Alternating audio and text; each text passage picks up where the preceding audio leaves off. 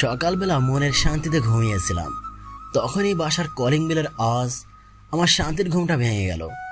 খানিকটা রাগীভাবে চোখ খুললাম, কারণ কাল রাতে অনেক দেরিতে ঘুমিয়েছি, আনুমানিক 4টা বা তার থেকেও দেরিতে।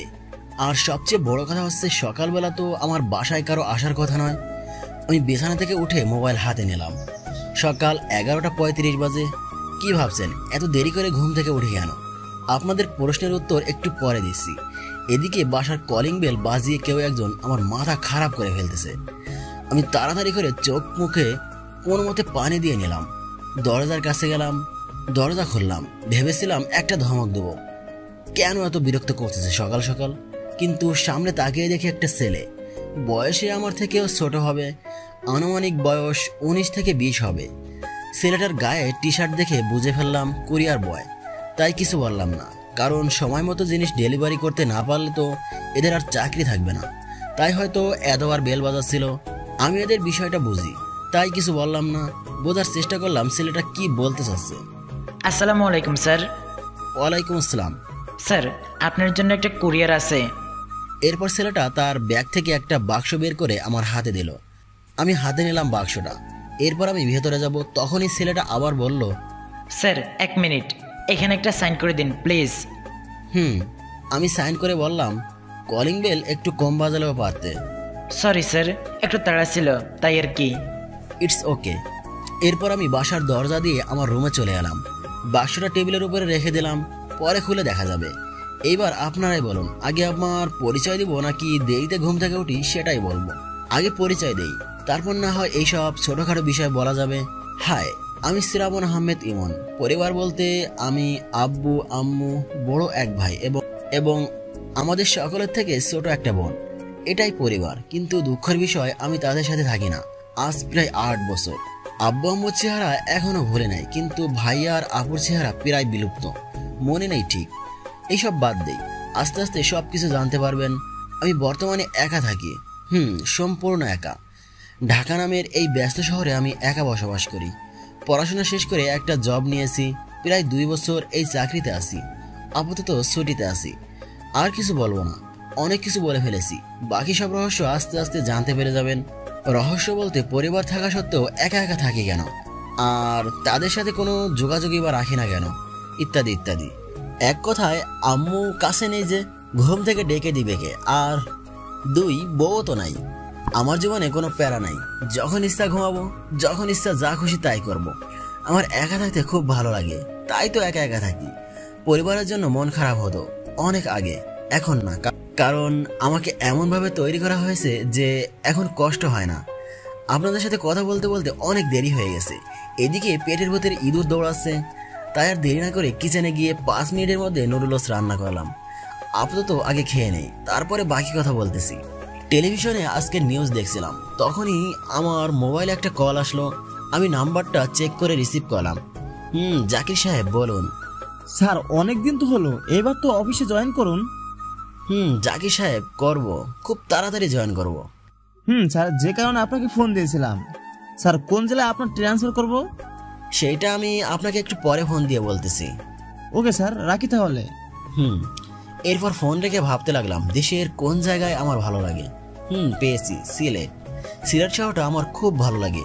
বিকালে জাকির সাহেবকে ফোন করে জানিয়ে দিলেই হবে। এরপর আমি ড্রয়িং রুম থেকে আমার রুমে চলে এলাম। রুমে ঢুকে রেডি হতে লাগলাম। রেডি বলতে একটা 3/4 প্যান্ট আর একটা টি শার্ট পরে নিলাম।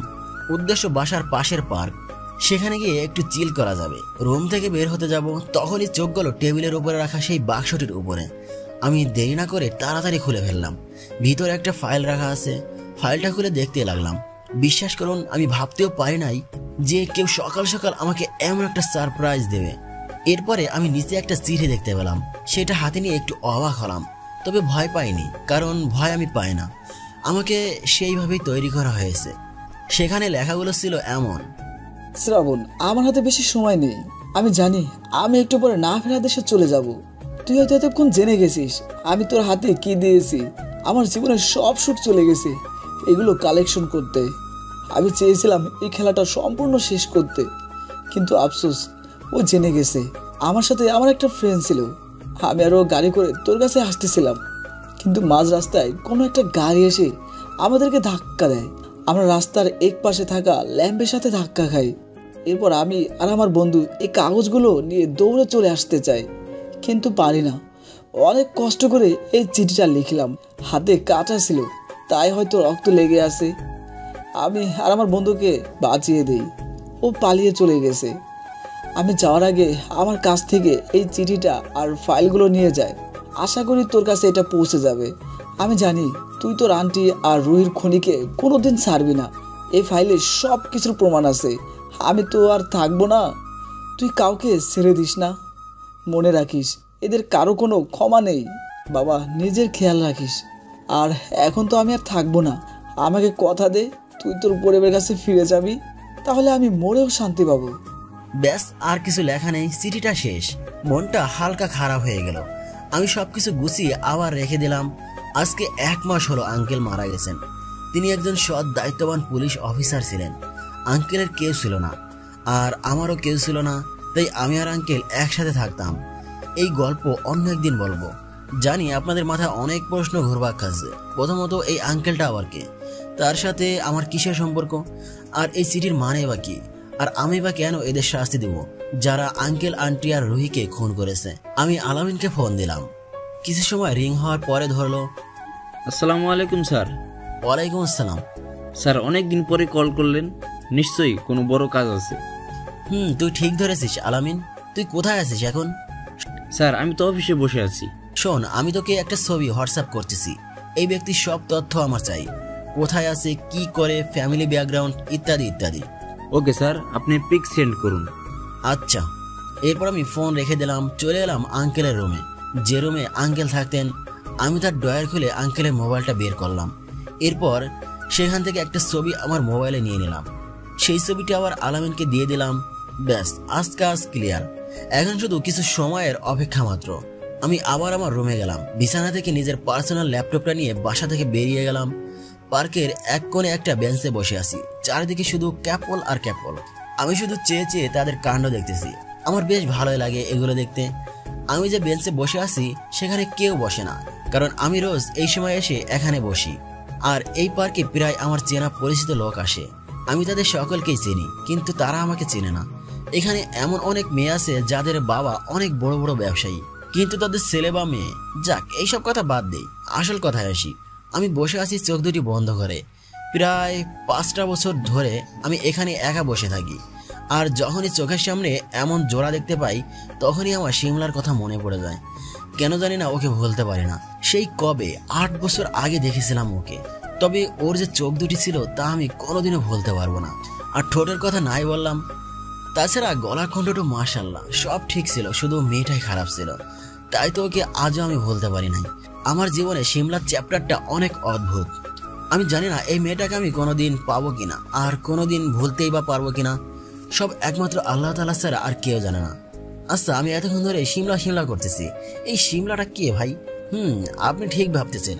এই শিমলা হচ্ছে আমার এক্স গার্লফ্রেন্ড। আজ থেকে প্রায় 8 বছর আগে আমাদের সম্পর্কের ইতি ঘটেছিল। 2 বছরের সম্পর্কের বিচ্ছেদ ঘটিয়ে সেই দিন শিমলা চলে গিয়েছিল আমাকে একা করে। হঠাৎ একটা শব্দে আমার ঘোর কেটে গেল। আমি ল্যাপটপে তাকিয়ে দেখি আলামিনের মেইল। আমি মেইলটা চেক করতে লাগলাম। আমি বুঝতে পারছিলাম না আমার সাথে হচ্ছেটা কি। একদিনে আমি 2টা ভীষণ বড় শক খেলাম। প্রথমত, আঙ্কেল আমার কাছে সবকিছু তুলে দিল। আমি তো ভেবেছিলাম অনেক কষ্ট করে আমাকে ফাইলগুলো জোগাড় করতে হবে, কিন্তু না, অনেক সহজে সবকিছু হয়ে গেল। আর এখন জানতে পারি আমাকে নাকি খুলনা যেতে হবে। এটা সেই শহর যেখান থেকে আমি পালিয়ে এসেছিলাম 8 বছর আগে। মনের ভেতরে একটা অজানা ভয় কাজ করতেছে। মনে অনেক প্রশ্ন এসে জমা হচ্ছে। সেখানে গিয়ে কি আমি আমার পরিবারের দেখা পাবো? আমাদের সেই বাসাটা কি এখনো সেখানে আছে, নাকি অন্য কোথাও চলে গেছে সবাই? এখনো কেউ আমাকে মনে রেখেছে? আর শিমলাই বা কোথায়? ওর দেখা কি আবার পাবো? আমি জানি এইসব প্রশ্নের উত্তর আমি খুলনা গেলেই পাবো। আর হ্যাঁ, আপনাদেরকে তো বলাই হয়নি, আমি যাকে খুঁজতেছি, মানে যে আমার আঙ্কেলকে মেরেছে, সে নাকি খুলনা থাকে। তার বাসা নাকি খুলনা শহরে। তাই তাকে শেষ করতে তো আমাকে খুলনা যেতেই হবে। আর আমার অতীতের সবকিছু এই খুলনা শহরেই। আমি পকেট থেকে ফোন বের করে জাকির সাহেবকে ফোন দিলাম। জি স্যার, বলুন। খুলনা শহরে আমাকে ট্রান্সফার করুন জলদি, ফাস্ট। Okay sir. এরপর ফোন রেখে দিলাম। মোবাইলে তাকিয়ে দেখি তখন বিকাল 4টা বেজে গেছে। ভালো করে আলামিনের দেওয়া ফাইলটা দেখতে লাগলাম। লোকটার নাম এনামুল হক, বর্তমানে খুলনার এমপি। এটা হচ্ছে তার উপরের পরিচয়। আর যদি গভীরে যাওয়া হয় তাহলে হয়তো এর কোনো শেষই হবে না। অনেক কালো ব্যবসার সাথে জড়িত, আর তার সাথে মার্ডারের মতো অনেক ভয়ঙ্কর কিছু আছে। কিন্তু এই বিষয়ে কেউ কিছু জানে না, শুধু কয়েকজন ছাড়া। ফাইলে আর কিছু লেখা নেই। এখানে এনামুলের মোবাইল নাম্বার দেওয়া আছে, সাথে তার কিছু পার্সোনাল তথ্য। আমি ল্যাপটপ অফ করে নিলাম। মুখের কোণায় কেন জানি একটা হাসি চলে আসতেছে, কারণটা না জানাই থাক। আর কিছু সময়ে পার্কে বসেছিলাম। এরপর ক্ষুধা অনুভব করলাম, তাই চলে এলাম সোজা রেস্টুরেন্টে। সেখানে গিয়ে কিছু খেয়ে নিলাম। হাতে কোনো কাজ নেই, তাই রেস্টুরেন্টে বসে আছি আর ল্যাপটপে ফেসবুকিং করতেছি। তখনই আমার সামনে এলো আবেদ। আবেদ হচ্ছে আমার ভার্সিটির ফ্রেন্ড। আবেদ আমার সামনে এসে বলল, কিরে বন্ধু, কি অবস্থা? এই তো বন্ধু চলে যাচ্ছে, তোর কি খবর তাই বল। আরে বন্ধু আর বলিস না, গার্লফ্রেন্ডের প্যারা বড়ই ভয়ঙ্কর। কেন, তোর আর অনুর কি হলো আবার? ধুর বাল, সারাদিন শুধু প্যারা দেয়। যেমন? আরে ভাই, তুই তো জানিস যে আমি পাবজি গেমটা কত পছন্দ করি, কিন্তু ওই মেয়ে আমাকে পাবজি খেলতে দেয় না। সেই ভার্সিটি লাইফ থেকে গেমটা খেলে আসছি, আর এখন শালা সব শেষ। বাহ চৌধুরী ভাই বাহ। বন্ধু মজা নিস না। তা আজকে হঠাৎ এখানে কেন? এখানে কি আর সাধে এসেছি? ওইদিকে দেখ। এরপর ওর কথা মতো বাম পাশে তাকিয়ে দেখি অনু বসে আছে। হায় আল্লাহ, ভাই তুই যা তাহলে, দেখ আমাদের দিকে কেমন করে তাকিয়ে আছে। বন্ধু, কালকে আমি খুলনা যাচ্ছি। হঠাৎ খুলনা কেন? ট্রান্সফার হয়েছে ওখানে। ধুর, সবাই যার যার মতো ব্যস্ত হয়ে যাচ্ছে। আমাদের ফ্রেন্ড সার্কেলটা একদম নষ্ট হয়ে যাচ্ছে আস্তে আস্তে। দোস্ত মন খারাপ করলে হবে, এটাই জীবন।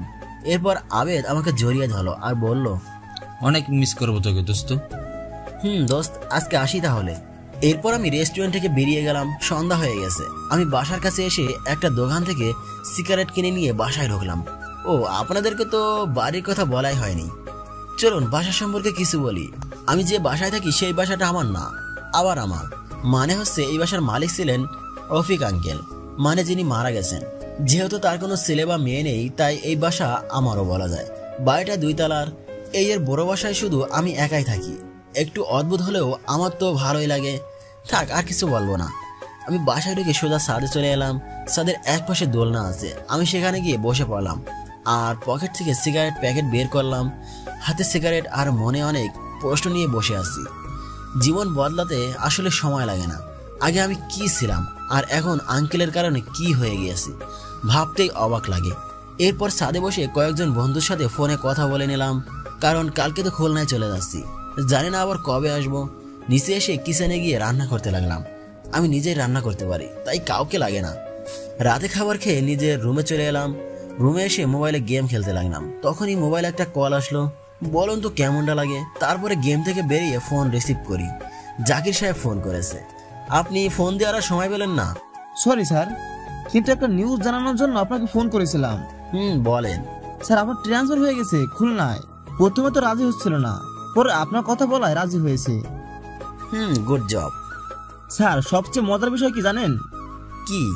স্যার, খুলনা বিভাগে মাত্র কয়েকদিন আগে এক অফিসারকে নিয়োগ করা হয়েছিল, কিন্তু আপনি তার সবকিছু ভেস্তে দিলেন। এখন সে নওগাঁ ট্রান্সফার হয়েছে। আপনি মিয়া অনেক বেয়াদব হয়ে গেছেন। জি স্যার, মানে আচ্ছা সবকিছু বুঝলাম, কিন্তু সেখানে তো আমি কিছুই চিনি না। একটা থাকার ব্যবস্থা করতে হবে তো নাকি? স্যার, আপনি আমাকে এই 2 বছর এইটুকু চিনলেন। আমি সবকিছু ব্যবস্থা করে রেখেছি। তাই নাকি? তা কি ব্যবস্থা করেছেন শুনি। স্যার, সবকিছুর ব্যবস্থা করে রেখেছি। একটা এসি বাসের টিকিট কেটে রেখেছি আপনার জন্য। এরপর সেই বাসে উঠে সোজা খুলনা। সেখানে আপনার জন্য অপেক্ষা করবে মিস্টার আরিফ। সেখানে আমার মতো আপনার সাথে সবসময় থাকবে মিস্টার আরিফ। সে খুলনা ছেলে, তবে এখনো চাকরিতে জয়েন করে নাই। আপনার সাথেই জয়েন হবে এবং সেই ছেলে আপনাকে একটা বাসায় নিয়ে যাবে। বাসাটা সম্ভবত 2 তলা। আমি ভালো জানি না, তবে এইটুকু বলতে পারি আপনার সেখানে কোনো অসুবিধা হবে না। আর কোনো অসুবিধা হলে তো আমি আছি। আমি তো জাকির সাহেবের কথা শুনে পুরোই হট। এ কি সেই জাকির সাহেব যে কিনা 2 বছর আগে একটা বোকার ডিব্বা ছিল, কিছুই বুঝতো না, সবকিছু আমি বুঝিয়ে দিতাম। আর এখনো আমার সাথে থাকতে থাকতে অনেক ফাস্ট হয়ে গেছে। ভালোই হয়েছে, আর বলার দরকার নেই। আমি বুঝে গেছি আপনি সবকিছুই ঠিক করে রেখেছেন। Good job. ধন্যবাদ স্যার। আচ্ছা ঠিক আছে মিস্টার জাকির সাহেব, ভাগ্যে থাকলে আবার দেখা হবে। মানে বুঝলাম না স্যার, আপনি কি চিরকালের জন্য খুলনা চলে যাচ্ছেন নাকি? অনেকটা সেই রকম। পরিস্থিতি ভালো হলে আর আসবো না হয়তো এই ব্যস্ত শহরে। স্যার তাহলে আমার কি হবে? আপনি এখন অনেক বুদ্ধিমান হয়ে গেছেন, এখন আর আমার প্রয়োজন হবে না। স্যার আপনি প্লিজ যাবেন না। আপনি জানেন আমি যেটা একবার বলে ফেলি সেটা থেকে আর ফিরি না। আচ্ছা স্যার, আবার দেখা হবে আশা করি। আচ্ছা জাকির সাহেব, বাস কয়টায় ছাড়বে? জি স্যার, সকাল 10টায়। আচ্ছা বাই। এরপর ফোন রেখে দিলাম। আসলে এই শহরে প্রায় 8 বছর ধরে আছি, তাই অনেকটা মায়া জমে গেছে। ইচ্ছা করতেছে চলে না যেতে, কিন্তু আঙ্কেলের কথা আমাকে রাখতে হবে। আর তাছাড়া নিজের একটা পরিবার আছে, আমার তাদের কথাও চিন্তা করতে হবে। পরিবারের কাছ থেকে আমি অনেক দিন ধরে দূরে থেকেছি। আর নয়, আমি যখন আমার বাসা আমার প্রিয় শহর ছেড়ে এসেছিলাম তখন আমার বয়স অন্তত 16 থেকে 17 ছিল, ঠিক মনে নেই। তখন এত কিছু বুঝতাম না, তখন আবেগ দ্বারা জীবন চালিত করতাম। আমি ঠিক হলে এই সময় প্রায় 80 ভাগ ছেলে মেয়ে আবেগ দিয়ে জীবন চালায়, আমিও তাদের একজন ছিলাম। আবেগের বশে বাসা থেকে পালিয়ে আসি আর এসে পড়ি যান্ত্রিক শহর ঢাকাতে। আর এখানে আঙ্কেলের সাথে কেটে যায় দীর্ঘ 8 বছর। ওহ সরি, এত আঙ্কেল আঙ্কেল করতেছি, আপনাদের তো আঙ্কেলের নামই বলা হয়নি। আঙ্কেলের নাম হচ্ছে রফিক চৌধুরী। তিনি পেশায় একজন পুলিশ অফিসার ছিলেন। আর বাকি সব কিছু গল্পে আস্তে আস্তে জানতে পেরে যাবেন। জাকির সাহেবের ফোন রেখে মোবাইলের স্ক্রিনে তাকিয়ে দেখি রাত 11টা বাজে। অনেক রাত হয়ে গেছে। এরপর ঘুমাতে যাব তখনই একটা কথা মনে পড়লো, তাই মোবাইল থেকে নিজের পার্সোনাল সিমটা খুলে ফেলে একটা অবৈধ সিম প্রবেশ করাই আমার মোবাইলে। এরপর মোবাইলে অন করে ল্যাপটপ থেকে একটা নাম্বার উঠিয়ে কল করি সেই নাম্বারে। কিছু সময় রিং হওয়ার পরে কল রিসিভ করলো, কিন্তু মজার বিষয় হচ্ছে ফোন রিসিভ করে কোনো কথা বলতেছে না, একদম চুপ করে আছে। অনেক চালাক আছে। তাই আমি বললাম, মিস্টার এনামুল, আপনি তো দেখছি অনেক চালাক, কিন্তু এত চালাক হয়েও আপনি ফেসে গেছেন। খুব খারাপ লাগতেছে আপনার জন্য। কে কে বলছেন আপনি? আর আমার নামই বা জানলেন কিভাবে? নাম্বার পেয়েছেন কই? কুল কুল, এত ব্যস্ত হলে চলবে? আপনার বিপি হাই হয়ে যাচ্ছে যে। এইবার এনামুল অনেক ভয় পেয়ে যায়, কারণ সে ভাবতে লাগলো যে আমি কি করে তার এইসব পার্সোনাল বিষয়ে জানলাম। তার কপালে বিন্দু বিন্দু ঘাম জমা হয়। আর তার এত ভয় পাওয়ার কারণ হচ্ছে সে অনেক খারাপ কাজ করে থাকে, যেগুলো সে সব গোপনে করে যায়। এই তো 3 দিন আগে একটা মেয়েকে জোর করে রেপ করে মেরে ফেলেন তিনি। আর এইটা করতে তাকে কেউ দেখে ফেলে, কিন্তু কে দেখে ফেলে সেটা সে জানে না, তাই একটু ভয়ে আছে। এনামুল হক কাঁপা কাঁপা কণ্ঠে বললেন, কে তুমি? এই হাসি শুনে যেন এনামুলের প্রাণ যায় অবস্থা। এবার তিনি একটু জোর গলায় বললেন, কে তুমি আর কি চাও? তোর মৃত্যু। তুই জানিস আমি কে? আর তুই কার সাথে কথা বলতেছিস জানিস? সকলের সামনে তোকে খুন করব, মনে রাখিস আমাকে। খুব তাড়াতাড়ি দেখা হচ্ছে। তোর টিকিটটা আমি 8 বছর আগেই কেটে রেখেছিলাম, শুধু সময়ের অপেক্ষা ছিল। এখন সবকিছু ঠিক আছে। দেখা হবে এনাম ভাই, আলবিদা। ফোন কেটে দেওয়ার পরে অনেক কল আসতে লাগলো এনামুলের, কিন্তু আমি সিমটা খুলে ভেঙে ফেলে দিলাম, কারণ আমি জানি এনামুল এখন এই সিম ট্র্যাক করে আমার কাছে আসার চেষ্টা করবে। কিন্তু এত সহজ না রে ভাই। আপনি ঠিকই ধরেছেন, এই সেই এনামুল যে আমার আঙ্কেলকে খুন করেছে। শুধু আঙ্কেলকে নয়, আঙ্কেলের মেয়ে এবং তার স্ত্রীকেও। এনামুলকে ফোন দেওয়ার কারণ হচ্ছে ওকে একটু আতঙ্কে রাখা। আমি অপরাধীকে আতঙ্কে রাখতে ভালোবাসি, তাই একটু মজা নিলাম এনাম ভাইয়ের সাথে। এরপর ফোন রেখে সোজা ঘুমের দেশে হারিয়ে আজকে একটু সকাল সকালে ঘুম থেকে উঠলাম, কারণ আজকে তো আমাকে খুলনার উদ্দেশ্যে রওনা দিতে হবে। ঘুম থেকে উঠে সোজা ওয়াশরুমে গিয়ে ফ্রেশ হয়ে নিলাম। এরপর রোজকার মতো সকালের খাবার বানাতে গেলাম। নাস্তা বানিয়ে খাবার খেয়ে নিলাম। এরপর ঘড়িতে চেয়ে দেখি 9টা বেজে গেছে। আমি তাড়াতাড়ি করে আমার সব কিছু একটা ব্যাগে গুছিয়ে নিলাম, এবং সবচেয়ে গুরুত্বপূর্ণ যে জিনিসটা মানে আঙ্কেলের দেওয়া ফাইলটা খুব ভালো করে ব্যাগে রেখে দিলাম। এরপর বাসার দিকে একবার তাকিয়ে বেরিয়ে গেলাম। মনটা একটু খারাপ, কারণ অনেক দিন হলো এই বাসাতে আসি, আর আজকে সব কিছু ছেড়ে চলে যাচ্ছি। আবার একদিক দিয়ে একটু এক্সাইটেডও লাগতেছে, কারণ নিজের শহরে যাচ্ছি। বাসা থেকে বেরিয়ে হেঁটে যাচ্ছি বাস স্ট্যান্ডে, কারণ আমার বাসার একটু দূরেই বাস স্ট্যান্ড। তাই আর রিক্সা নিলাম না। বাস স্ট্যান্ড আসতে আসতে প্রায় 10টা বেজে গেছে। আমি বাইরে একটা দোকান থেকে কিছু চিপস আর জুস নিয়ে বাসের সিটে গিয়ে বসলাম। বাসে করে কোথাও গেলে আমার এইগুলো খেতে খুব ভালো লাগে। অনেকে আবার আমাকে বাচ্চা বলতে পারেন, আসলে কিন্তু আমি বাচ্চা না। বাস ছাড়তে এখনো 10 মিনিট বাকি। আমি একটু আগে ভাগে গিয়ে বসে উঠে পড়লাম, কিন্তু বাসে ঢুকে সিটের কাছে গিয়ে মনটা খারাপ হয়ে গেল, কারণ আমি মনে মনে ভেবেছিলাম আমার সিটটা হয়তো জানালার কাছে পড়বে, কিন্তু না, আমার পুরা কপাল। আমি মন খারাপ করে আমার সিটে বসে পড়লাম। আমার পাশের সিটটা ফাঁকা, হয়তো একটু পরে এসে বসে পড়বে। আমি এইসব কিছু না ভেবে পকেট থেকে হেডফোন বের করে মোবাইল ঢুকিয়ে গান শুনতে লাগলাম। বাসের সিটে হেলান দিয়ে চোখ মুখ বুজে শুয়ে আসি, আর ফেলে আসা দিনগুলোর কথা মনে করতেছি। কতই না রঙিন ছিল আগের দিনগুলো। আমাদের পরিবারের একমাত্র আয়ের উৎস ছিল আমার আব্বু। সে একটা সরকারি প্রাইমারি স্কুলের সাধারণ একজন শিক্ষক ছিল। আর আমরা পরিবারে মোট সদস্য ছিলাম 5 জন, আব্বু, আম্মু, ভাইয়া, আপু আর আমি। ভাইয়া আমার অনেক বড় ছিল। আমি যখন 10ম শ্রেণীতে পড়তাম তখন ভাইয়া অনার্স কমপ্লিট করে ফেলেছিল, তাই আমি ভাইয়াকে সবসময় একটু বেশি ভয় পেতাম। আর আমার যে আপু ছিল সে আমার থেকে 4 বছরের ছোট ছিল। ছোট হলে কি হবে, আমাকে সবসময় জ্বালিয়ে মারতো। আমাদের ভাই বোনের কারণে আমাদের পরিবার সবসময় খুশির ছোঁয়া লেগে থাকতো। আর এখানে সবচেয়ে বড় ভূমিকা পালন করত আমার আব্বু। তিনি কখনো আমাদের কোনো আবদার অপূর্ণ রাখে নাই। তবে ভাইয়া তো ঘরের বড় ছেলে, তাই ভাইয়া আব্বুর কাছে তেমন কিছু চাইতো না। এক কথায় আমাদের পরিবারের মধ্যে আমি একটু ব্যতিক্রম ছিলাম। যেমন ধরেন, আব্বু এখন আমার এটা লাগবে, আব্বু আমার এখন ওইটা লাগবে, ভাইয়া আমার কিছু টাকা লাগবে, ইত্যাদি ইত্যাদি। কিন্তু মজার ব্যাপার হচ্ছে, আব্বু আর ভাইয়া কখনই আমার কোনো ইচ্ছা অপূর্ণ রাখে নাই। সব কিছুই ঠিকঠাক চলতেছিল। কিন্তু হঠাৎ একটা কারণে বর্তমানে তখনই একটা মেয়ে আমাকে বলে উঠল, এক্সকিউজ মি। আমার কানে হেডফোন লাগানো, তাই শুনতে পেলাম না। ও হ্যালো, এক্সকিউজ মি। এইবার আমি কিছুর একটা শব্দ পেলাম, তাই চোখ মেলে তাকালাম। পাশে তাকিয়ে দেখি একটা মেয়ে দাঁড়িয়ে আছে, কাঁধে ব্যাগ। আমার থেকে যে অনেক ছোট হবে সেটা আমি দেখেই বুঝে ফেললাম। আর কিছু না ভেবে আমি বললাম, জি, আমাকে কিছু বলতেছেন? আপনাকেই বলতেছি, সেই কখন থেকে। বলুন, কি বলবেন? আমি কান থেকে হেডফোন খুলে একটা হাসি দিয়ে বললাম, ওই মিয়া, আপনার সাথে কথা বলার আমার কোনো ইচ্ছা নেই। আমাকে আমার সিটে বসতে দিন। আজব তো, আমি কি আপনাকে বসতে কি না বলেছি নাকি? আপনার যেখানে খুশি সেখানে গিয়ে বসেন, এখানে আমি কি করব? আপনার পাশের সিট আমার, আর আপনি এখান থেকে না উঠলে আমি ভিতরের সিটে কিভাবে যাব? আবুল কোথাকার। ওহ শিট, সরি, আমি বুঝতে পারি নাই। আগে বলবেন না? সরি।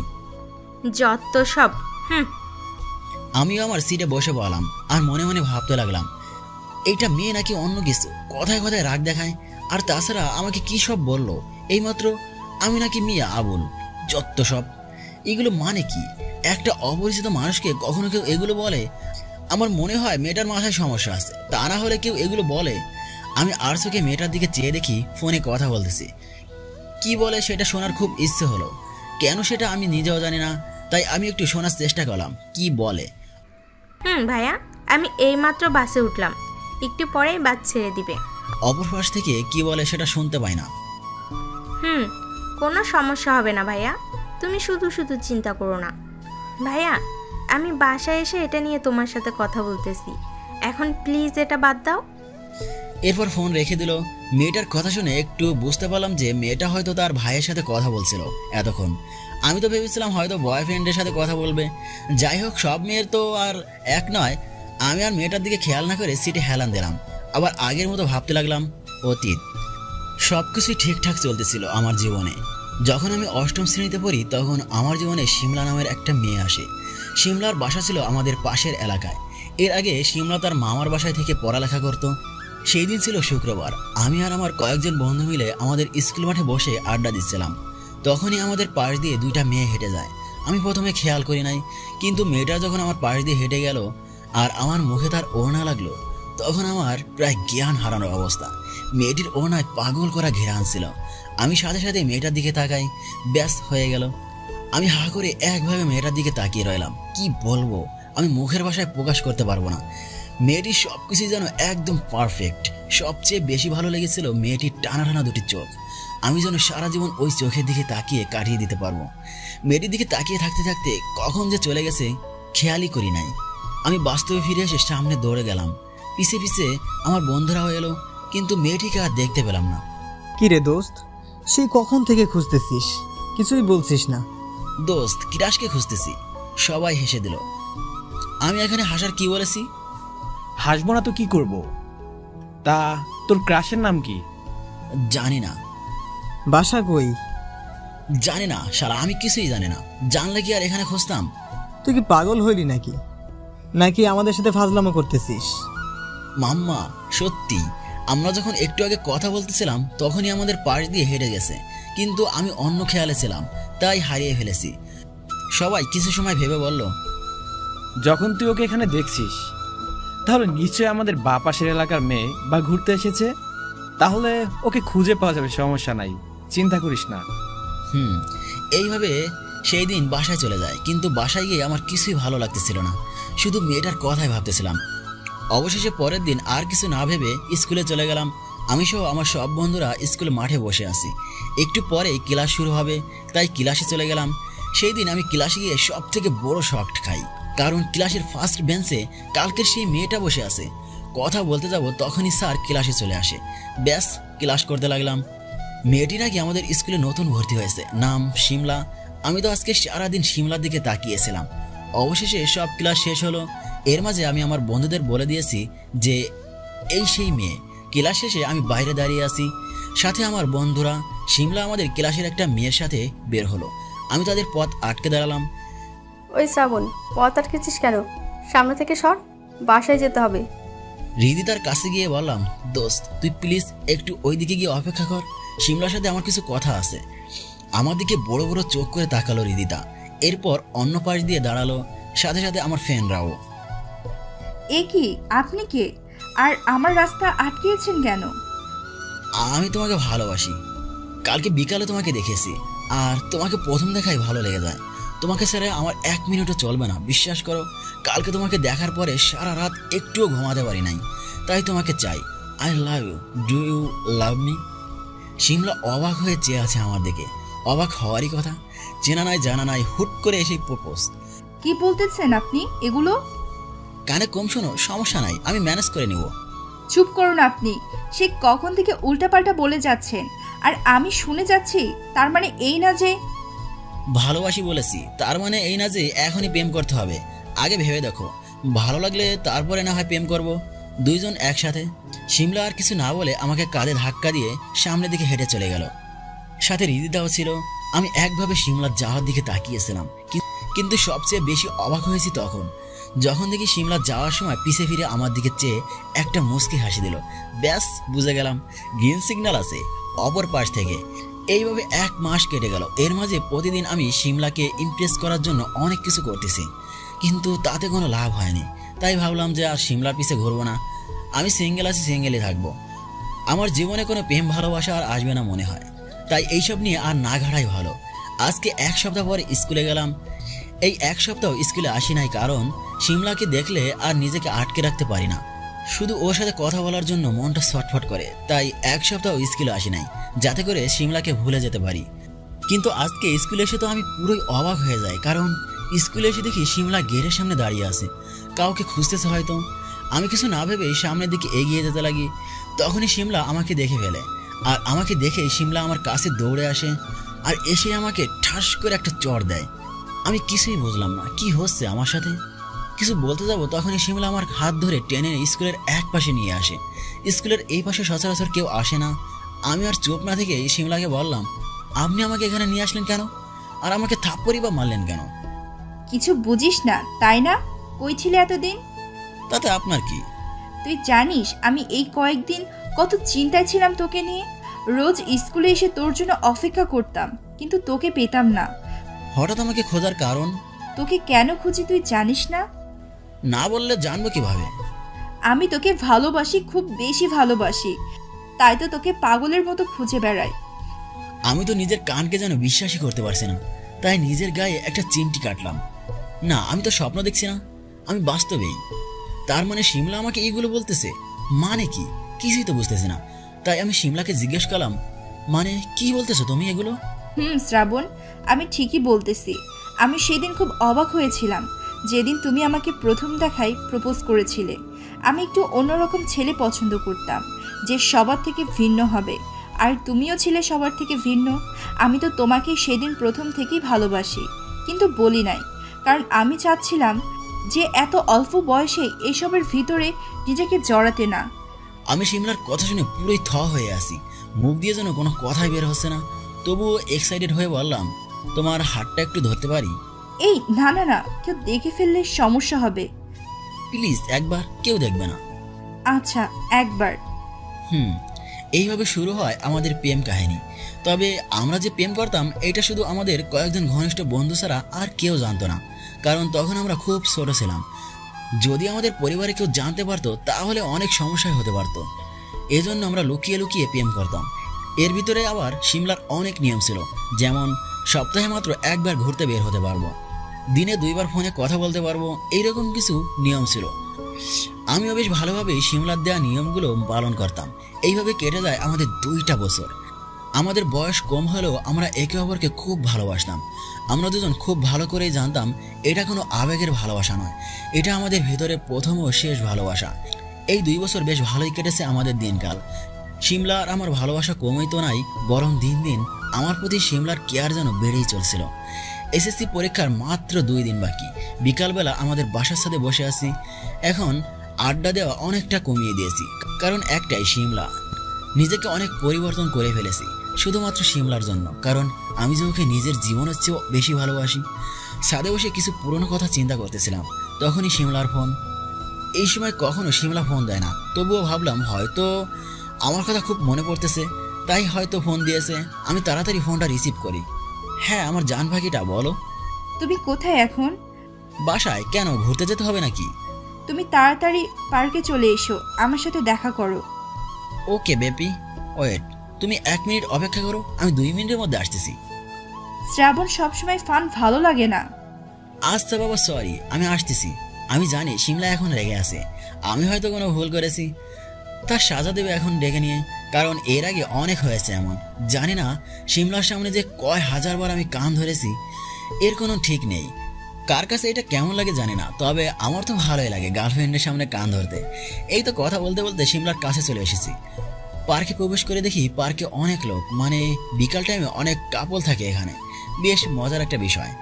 আমি আর দেরি না করে আমার জানের কাছে গেলাম। বলো, কি বলবে? তোমার ফোন নাম্বারটা দাও। এই নাও। পাসওয়ার্ড কি? তোমার নাম। প্রায় 20 মিনিট পরে আমার কাছে ফোন দিল। আমি হাতে ফোন দিয়ে জিজ্ঞেস করলাম, কি করলে ফোনে এত সময়? আমাদের সবকিছু ডিলিট করে দিলাম। What a joke. এইটা কোনো মজার কথা না, ফোন চেক করে দেখো। সিমলার কথা এবার আমি ফোনটা চেক করলাম। সত্যি তো, আমার ফোনে আমার আর সিমলার কোনো মেসেজ নেই, নেই কোনো ছবি, নেই কোনো সিমলার নাম্বার। আমি অবাক হয়ে সিমলাকে জিজ্ঞেস করলাম, এগুলো কি সিমলা? আমি তো কিছুই বুঝতেছি না। আমি বুঝিয়ে বলি, আমার পক্ষে আর এই সম্পর্কটা টিকে রাখা সম্ভব না শ্রাবণ। তুমি আর আমাকে কখনো বিরক্ত করবে না। আমি তোমাকে আর ভালোবাসতে পারবো না। আই এম সরি, তুমি আমাকে মাফ করে দাও। আমি জানি আমি নিশ্চয়ই কোনো অপরাধ করেছি, যার জন্য তুমি আমার সাথে এমন করতেছো। আমি আসি, আমাকে তুমি কথা দাও, আমাকে আর কখনো ডিস্টার্ব করবা না।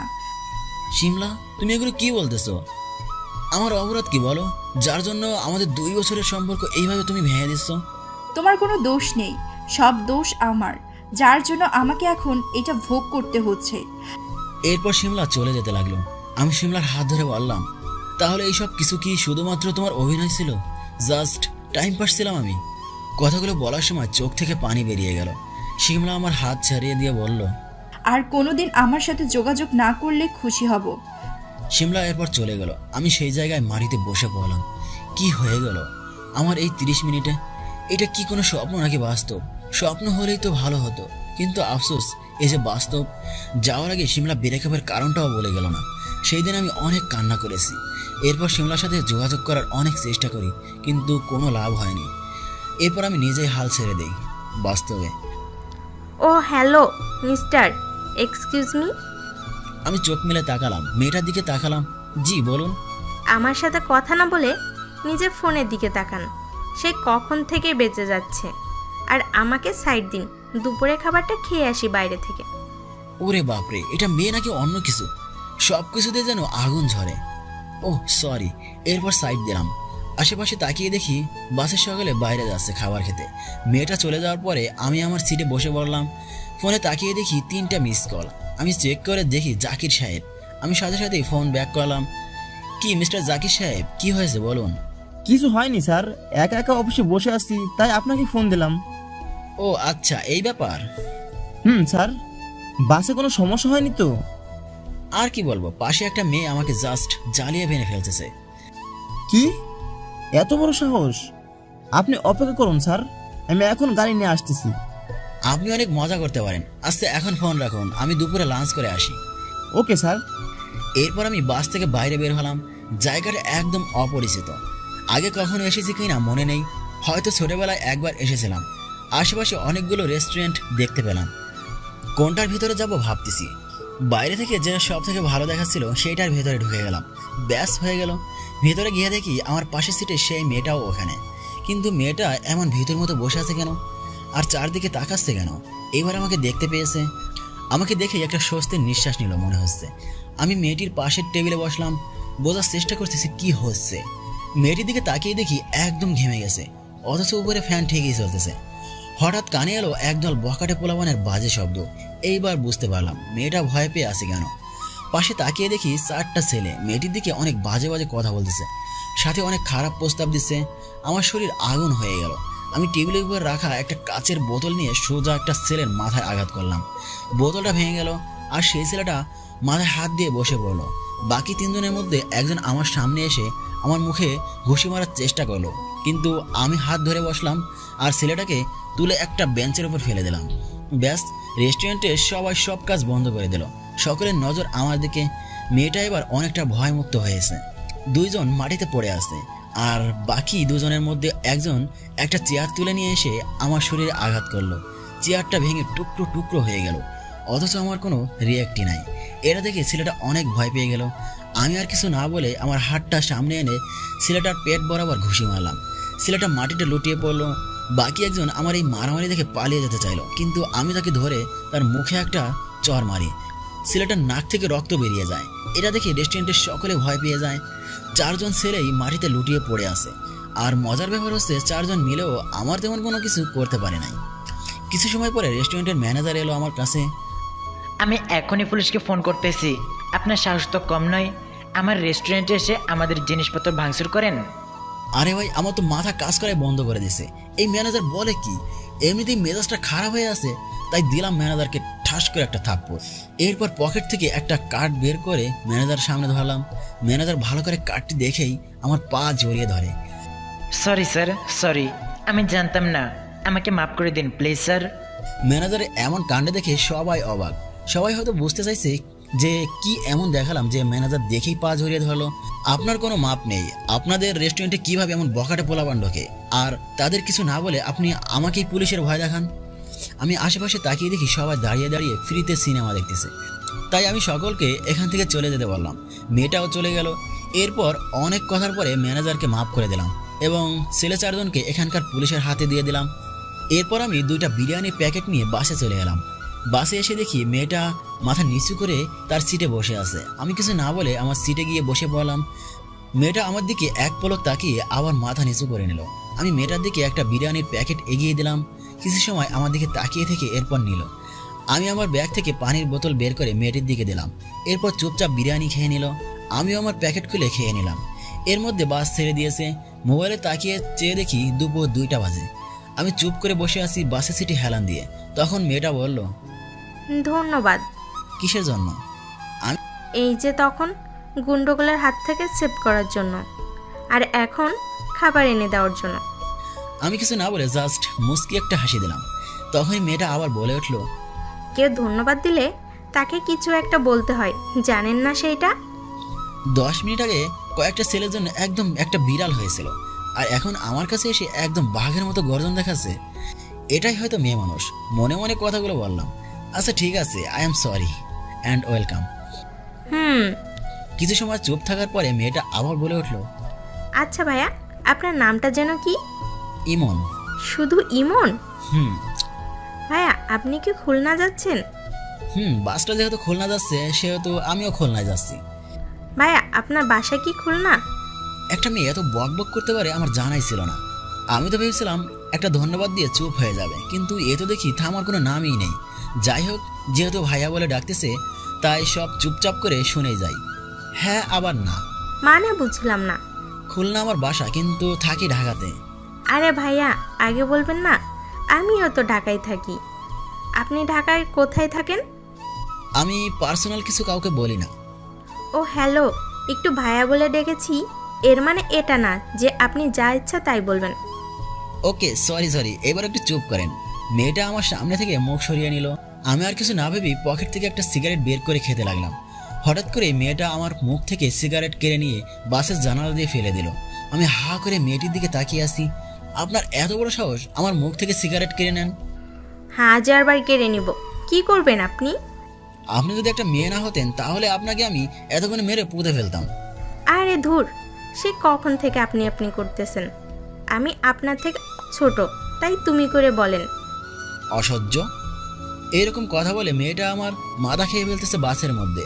একটু আগে আমাকে যা নয় তাই বলতেছিল, আর এখন একটু সময় ভাইয়া বানিয়ে আমার সাথে গল্প করতেছে। মেয়েটা অনেক মিশুক। মেয়েটার সাথে কথা বলতে বলতে খুলনা বাস স্ট্যান্ডে চলে এসেছি। প্রায় 5টা বেজে গেছে। রাস্তায় অনেক জ্যাম ছিল। মেয়েটা আমাকে বিদায় জানিয়ে বাস থেকে নেমে গেল। বাসের জানালা দিয়ে দেখলাম একটা ছেলে এসে মেয়েটাকে বাইকে করে নিয়ে গেল। এটা হয়তো তার সেই ভাই। যাই হোক, আমি আমার ব্যাগ কাঁধে নিয়ে বাইরে বের হলাম। চোখে সানগ্লাস লাগিয়ে নিলাম।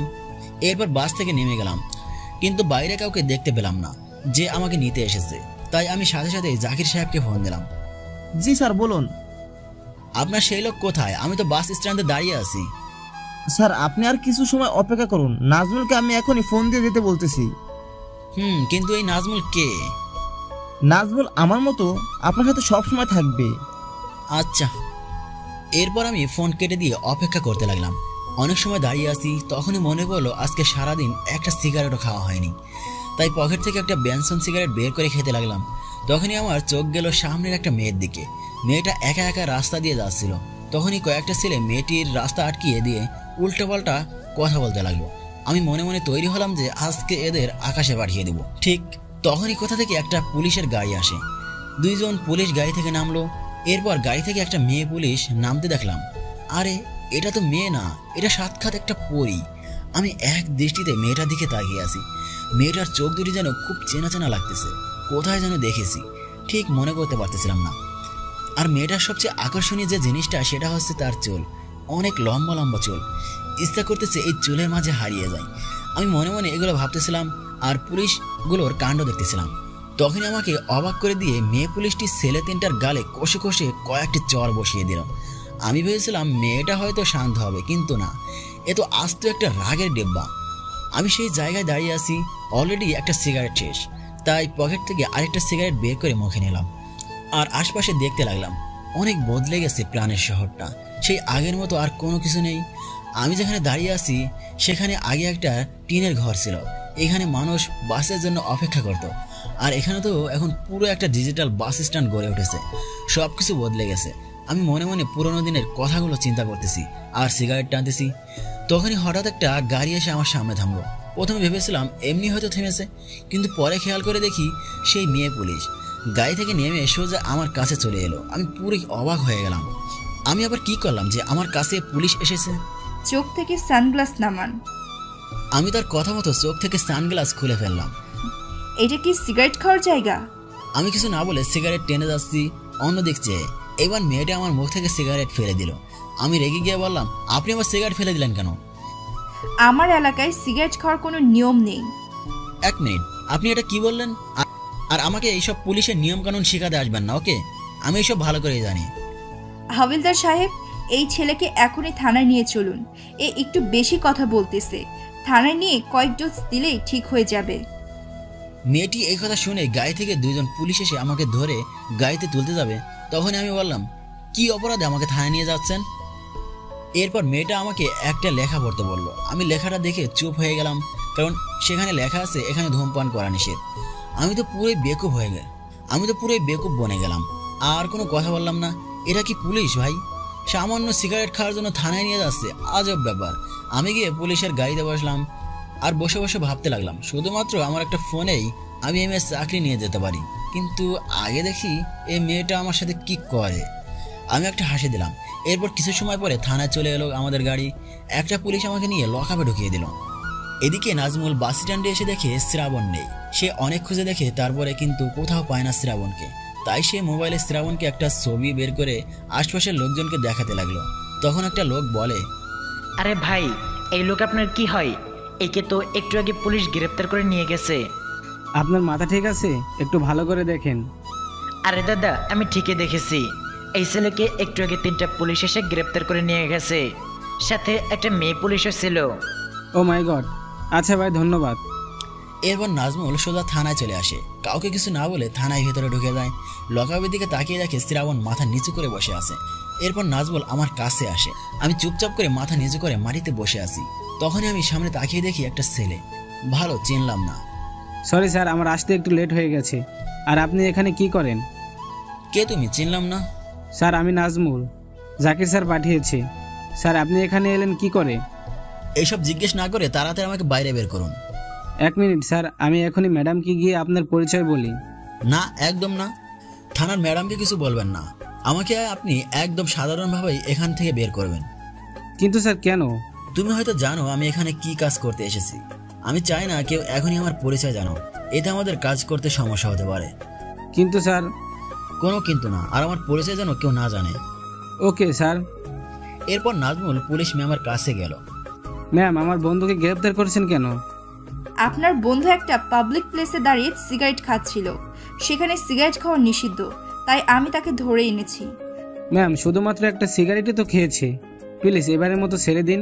আমি তো ভেবেছিলাম একে কয়েকটা ডোজ দিব, কিন্তু আপনি যেহেতু এসেছেন তাই এবারের মতো ছেড়ে দিচ্ছি। এরপর যেন আর এমন কাজ না করে। ধন্যবাদ ম্যাম। আর আপনার বন্ধুকে একটু স্টাইল কম করে নিতে বলবেন। মানে? এই যে যেমন পুলিশের সামনে মাথা নিচু করে কথা বলতে হয়, সেটা উনি জানেন না।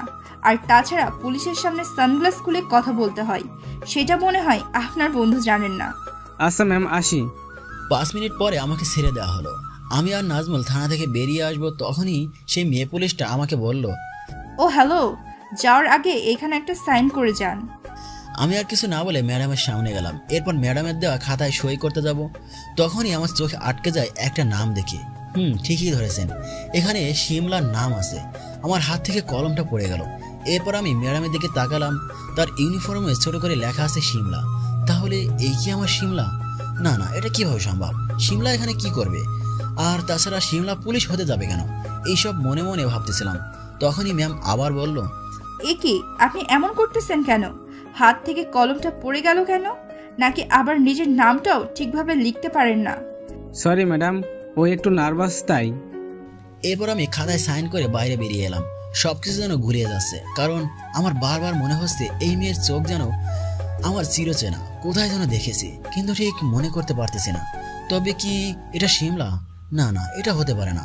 শিমলা নামে বাংলাদেশে আরো অনেক মেয়ে আছে, এটা আমার মনের ভুল। মনে মনে চিন্তা করতেছি, তখনই নাজমুল বলে উঠল, স্যার কোনো সমস্যা? না, সমস্যা নাই, তবে অনেক কিছু আছে যেগুলো উত্তর আমি মিলাতে পারতেছি না। স্যার মানে বুঝলাম না। আপনাকে বুঝতে হবে না, এইবার আমাকে আমার বাসায় নিয়ে চলুন। সেই কখন এসেছি খুলনা, আর এখনো বাসায় যেতে পারলাম না। ইস, আর একটু পরেই সন্ধ্যা হয়ে যাবে। ওকে স্যার, চলুন। এরপর নাজমুল আমাকে তার বাইকের পেছনে উঠতে বলল। আমি আর দেরি না করে বাইকে উঠলাম। এরপর নাজমুল বাইক চালাতে লাগলো, আর আমি খুলনা শহরটা চোখ দিয়ে দেখতে লাগলাম। সবকিছু বদলে গেছে, কিছুই চিনতে পারতেছি না। প্রায় 20 মিনিট পরে এসে নাজমুল বাইক থেকে নামলো। স্যার এই যে আপনার বাসা, এখন থেকে আপনি এখানেই থাকবেন। আচ্ছা, আর আপনি এখন আপনার বাসায় যান। আমার কোনো দরকার হলে আমি ফোন দিয়ে আপনাকে ডেকে নিব। Okay sir. এরপর নাজমুল চলে গেল। আমি দেরি না করে তাড়াতাড়ি বাসার ভেতরে ঢুকে গেলাম। শরীরটা অনেক ক্লান্ত, সারা দিনে অনেক কষ্ট হয়েছে। বাসার কোথায় কি কিছুই জানি না। আমি সোজা সিঁড়ি বেয়ে উপরে উঠে গেলাম। আমার উপরের রুমে থাকতে সর্বদা ভালো লাগে, তাই কোথাও কিছু না দেখে উপরে চলে গেলাম। উপরে মোট 3টা রুম। আমি প্রথম রুমে ঢুকে পড়লাম। এরপর ব্যাগ রেখেই ওয়াশরুমের ভেতরে চলে গেলাম। প্রায় 30 মিনিট পরে ওয়াশরুম থেকে বাইরে বের হলাম। এরপর আর কিছু না ভেবেই বিছানায় শুয়ে পড়লাম। কিছু সময়ের মধ্যেই ঘুমের রাজ্যে তলিয়ে গেলাম।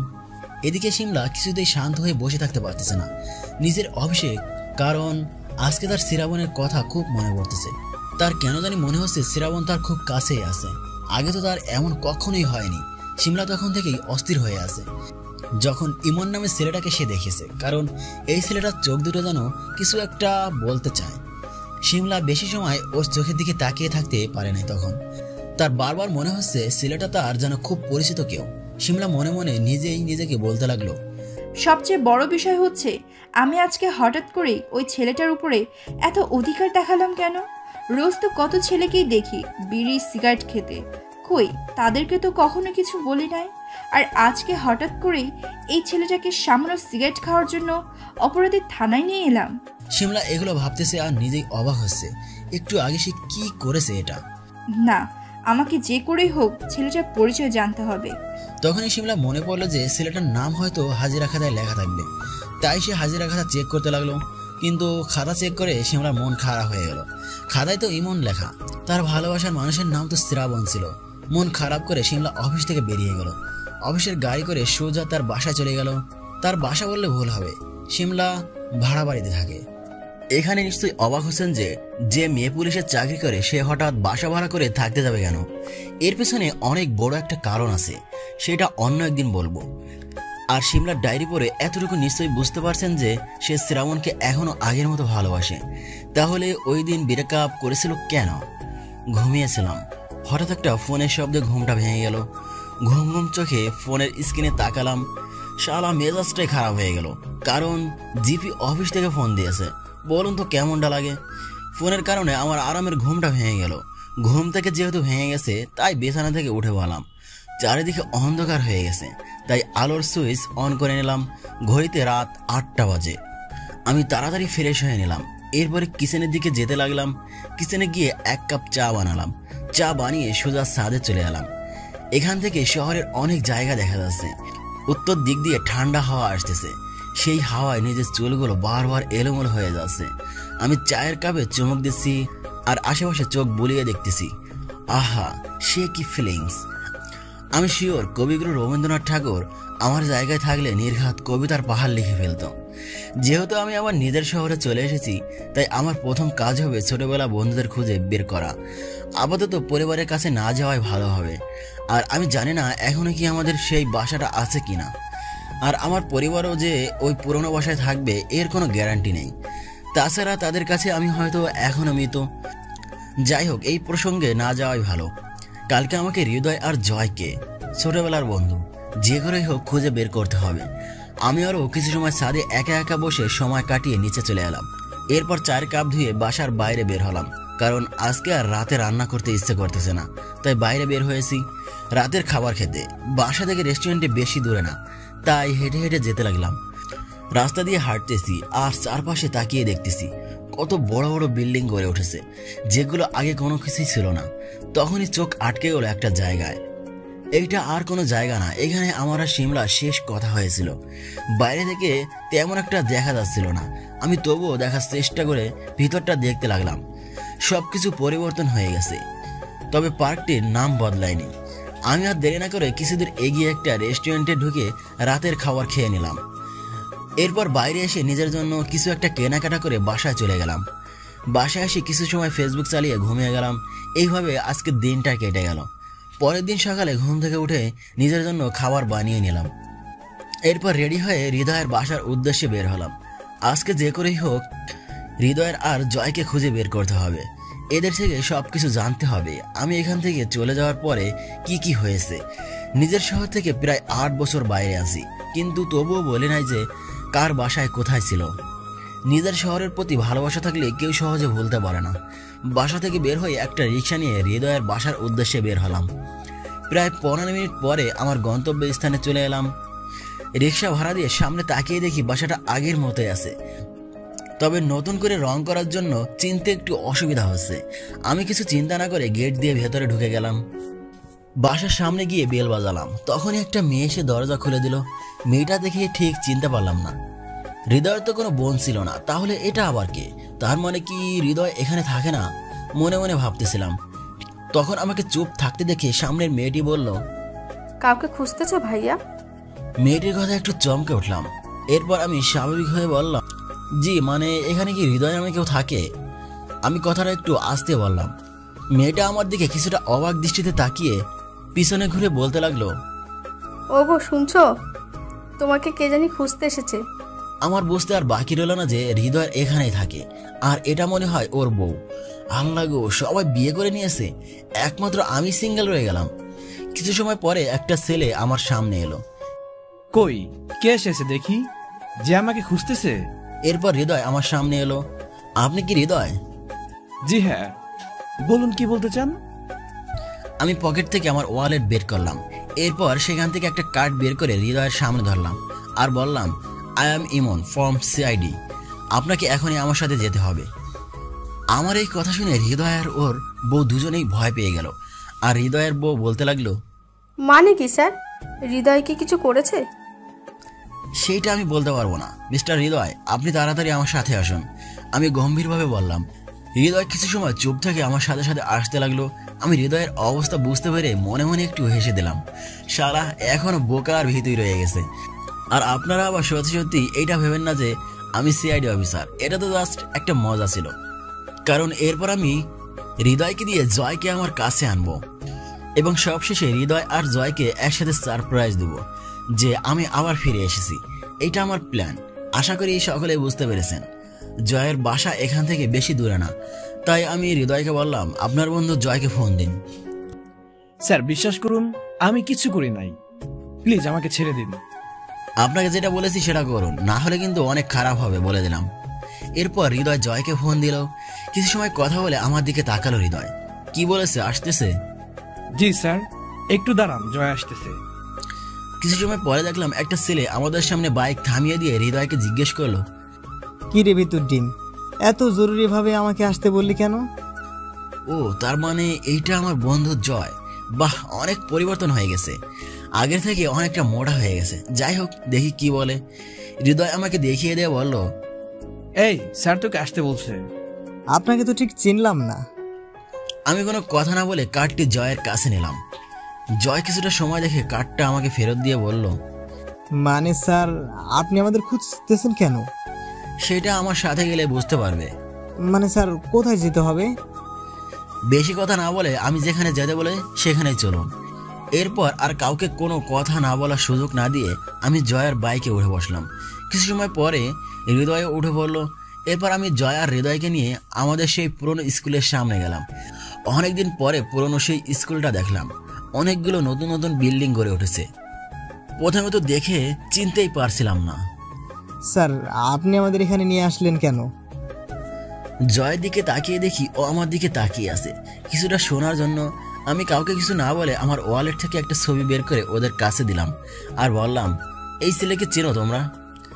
জয় আর হৃদয় তো অনেকটা অবাক হয়েছে, কারণ ছবিটি ছিল আমার ছোটবেলার ছবি। আরে জয়, এটা তো শ্রাবণ। আমিও তো তাই দেখতেছি। কিন্তু স্যার, শ্রাবণের ছবি আপনার কাছে কি করে এলো? আরে ভেতর ডিম, আমাকে চিনতে পারতেছিস না? আর জগা খিচুড়ি, তুই আমাকে চিনতে পারলি না? জয় আর হৃদয় কিছু সময় চোখ বড় বড় করে আমার দিকে চেয়ে রইল। এরপর হঠাৎ করে দুই হারামে আমাকে শক্ত করে জড়িয়ে ধরলো আর বলতে লাগলো, শ্রাবণ, সত্যি এটা কি তুই? আমার তো বিশ্বাসই হচ্ছে না। আমার মনে হচ্ছে আমি স্বপ্ন দেখতেছি। দোস্ত, তুই তো পুরাই নায়ক হয়ে গেছিস। শালা, এটা কি বডি বানিয়েছিস, পুরাই ফিল্মের হিরোদের মতো। আর এতদিন কই ছিলি? তো বডি থাকবে না তো কি করবে? অফিসার কি খালি খালি হয়েছে নাকি? দোস্ত, আমরা তো ভেবেছিলাম তোকে আর কোনোদিন ফিরে পাবো না।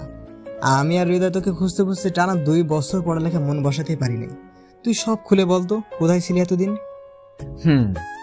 এ ভাই, তোরা আমাকে আগে ছেড়ে দে, তারপর আস্তে আস্তে সব খুলে বলতেছি। তোরা তো আমাকে এমন ভাবে জড়িয়ে ধরে আছিস যেন আমি তোদের বউ। ও হ্যাঁ, আমাদের তো মনেই ছিল না শালা অনেকদিন পরে দেখা হইতো, তাই ইমোশনাল হয়ে গেছিলাম। ঠিক বলছিস। এরপর ওরা দুজন আমাকে ছেড়ে দিল। আমি স্কুলের পাশে একটা বেঞ্চে গিয়ে বসে হাঁপাতে লাগলাম। কিছু সময় পরে জয় আর হৃদয় আমার কাছে এসে বসে পড়লো আর জিজ্ঞেস করলো, দোস্ত বল না, এতদিন কই ছিলি আর হঠাৎ করে কোথায় থেকে এলি? তোর বাসা জানে তুই ফিরে এসেছিস? আরে এত প্রশ্ন একসাথে করলে আমি উত্তর দেবো কিভাবে? আরে জয়, তুই চুপ কর না, ওকে বলতে দে, দেখি কি বলে। আচ্ছা দোস্ত, তুই বল। এরপর আমি বলতে শুরু করলাম। প্রথমত, আমার বাসায় কেউ জানে না আমি এখানে এসেছি, আর এতদিন আমি ঢাকাতেই ছিলাম। সেখানে লেখাপড়া করে শেষ করেছি। 2 বছর হলো একটা চাকরি করতেছি। হঠাৎ তোদের কথা খুব মনে পড়লো, তাই চলে এলাম। এই ভাই, তুই এবার থাম, তোকে আর বলতে হবে না। আমরা জানি তুই কি জন্য এসেছিস, আমাদেরকে আর মিথ্যা বলা লাগবে না। জয়, ঠিক বলেছিস। আমি ওদের কথায় কিছু না বলে একটু হাসলাম। এই একদম হাসবি না। আচ্ছা, তুই তোর বাসা থেকে কাউকে কিছু না বলে চলে গিয়েছিলে কেন? তোরা তো সবটাই জানিস, তাহলে জিজ্ঞেস করতেছিস কেন? কি জানি আমরা? তুই তোর বাসা থেকে চলে গিয়েছিলি, এটা আমরা কিভাবে জানবো? সেটাও ঠিক। তাহলে শোন, অতীত। তোরা তো সব জানিস কিভাবে আমার আর শিমলার ব্রেকআপ হয়েছিল, তাই সেটা আর খুলে বললাম না। শিমলা আর আমার ব্রেকআপের আজকের 2 দিন হয়ে গেল। এই 2 দিনে যে আমি কতটা চেষ্টা করেছি শুধুমাত্র শিমলার সাথে একটু কথা বলার জন্য, সেটা আমি ছাড়া আর কেউ জানে না। কিন্তু আফসোস, কোনো লাভ হয়নি। আমি শিমলার সাথে কথা বলতে পারি নাই। আজকে আমার পরীক্ষা। এটা যেমন তেমন পরীক্ষা না, এসএসসি পরীক্ষা। আমার পরীক্ষা দেওয়ার কোনো ইচ্ছাই ছিল না, তবুও ভাইয়ার ভয়ে পরীক্ষা দিতে যাই। পরীক্ষার খাতা একদম কিছুই লিখি নাই, সবগুলো পরীক্ষার খাতা একদম ফাঁকা রেখেছিলাম। কি লিখতাম আমি পরীক্ষার খাতায়? আমার মনে তখন শুধু দুঃখ, কষ্ট, বেদনা ছাড়া আর কিছুই ছিল না। দেখতে দেখতে পরীক্ষা শেষ হয়ে যায়। এই কয়েকদিনে আমার অবস্থা অনেক খারাপ হয়ে গিয়েছিল। নিজের চোখের সামনে শিমলাকে দেখতে পেতাম, কিন্তু কথা বলতে গেলেই শিমলা চলে যেত। একদিন তো সারা স্কুলের সামনে বসে আমাকে চর মারে। আমি কিছুই বলি নাই, আর বলতেও পারতাম না, কারণ নিজের ভালোবাসাকে কিভাবে আঘাত করব আমার জানা ছিল না। আমার এমন অবস্থা নিয়ে আমার পরিবারের সবাই চিন্তিত ছিল, তবুও আমি কাউকে কিছু বলি নাই। 2 মাস পরে আমার রেজাল্ট আসে। আমি জানি আমি সব বিষয়ে ফেল করেছি, তাই সেদিন নিজের রুম থেকে বের হইনি। তখন সকাল 11টা সম্ভবত। আমি নিজের রুমে বসে চোখ বন্ধ করে শিমলার কথা চিন্তা করতেছিলাম। তখনই হঠাৎ ভাইয়া আমার রুমে আসে। এসে আমার জামার কলার ধরে ড্রয়িং রুমে নিয়ে যায়। সেখানে আব্বু, আম্মু, আপু সবাই ছিল। আমাকে এইভাবে নিয়ে যেতে দেখে আব্বু বলল,